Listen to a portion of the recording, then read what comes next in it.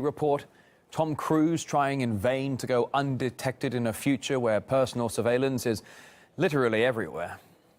Good evening, John Atherton. John Atherton. One night stand provides gourmet cuisine.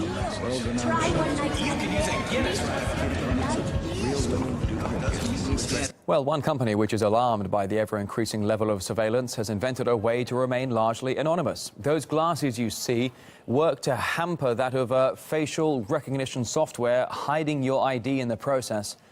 The company says the ultimate aim is simply the protection of personal privacy. We live in a world where camera technology is becoming very ubiquitous, and it's in the hands of everyone. And it's very common for you to go out on the street and you come back home and you find out that somebody has taken a picture of you and uploaded it online on some social network like Facebook and all that. And these companies like Facebook, they're also researching and investing heavily in facial recognition technologies. So our focus here is to develop technology that gives people their right to practice their right of privacy. Some other global headlines. Multiple gunshots reportedly struck a National Security Agency office in the U.S. state of Maryland. No casualties reported. An FBI investigation is underway, a strict cordon set up around the NSA campus. Just 2 hours earlier, though, shots were also fired very close to the nearby Baltimore-Washington Parkway. That's also sealed off for now. A Turkish Airlines plane has overshot the runway while attempting to land in Nepal's capital, Kathmandu. The Airbus A330 nosedived when the front landing gear collapsed during touchdown. None of the 238 people on board were seriously hurt, although some required minor medical attention. And footage released online showing an unarmed homeless man being shot dead by police in Los Angeles has sparked a wave of public discontent. A large crowd gathered outside the LAPD's headquarters for a demonstration against police brutality. Protesters they carried signs and chanted slogans as part of the fast-spreading campaign called Black Lives Matter. A wildfire is raging through Cape Town's southern peninsula in South Africa. At least 5 houses and thousands of acres have been destroyed by the blaze, with dozens of nearby homes evacuated. No serious injuries reported, but we understand at least 50 residents were treated for smoke inhalation. Now, life in a large, spacious house has been the dream of many, that is, until now, because there's a new trend out there towards downsizing into so-called micro-living. RT's Marina Portnaya investigates.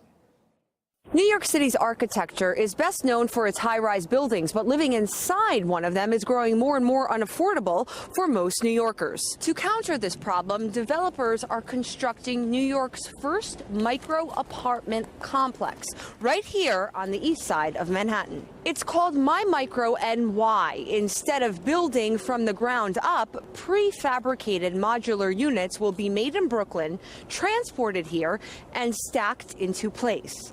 And by micro, I mean micro. The apartments will reportedly range between 260 and 360 square feet, 24 to 33 square meters. The cost between $2,000 and $3,000 a month. Yes, a $3,000 rent for 33 square meters. To allow this micro construction, New York City had to waive the legal zoning rules, which require all new apartments to be at least 400 square feet, or 37 square meters. New York City is not the only city downsizing. Micro apartments are popping up in San Francisco, Boston, Seattle, and Washington, D.C. But here in the Big Apple, the price tag is the steepest. And with real estate demand outpacing supply, the shrunken home may grow into the new normal. As long as the landlords can get away with charging this much money, they will. And people, as long as they can feel like they have to do it, they'll get suckered into paying this kind of rent. This could very well become the new normal thing to do, paying $3,000 for a matchbox. Critics of micro units call them glorified shoeboxes destroying the city's skyline. Advocates call them affordable and accommodating housing, primarily for singles or a couple. A reality in which $3,000 a month is considered to be affordable and 33 square meters or 360 square feet is believed to be accommodating. Marina Portnaya, RT, New York. Let's give you a reminder now of our breaking news story here on RT International. There's been a powerful explosion at a mine in eastern Ukraine. Dozens of workers are reportedly trapped underground.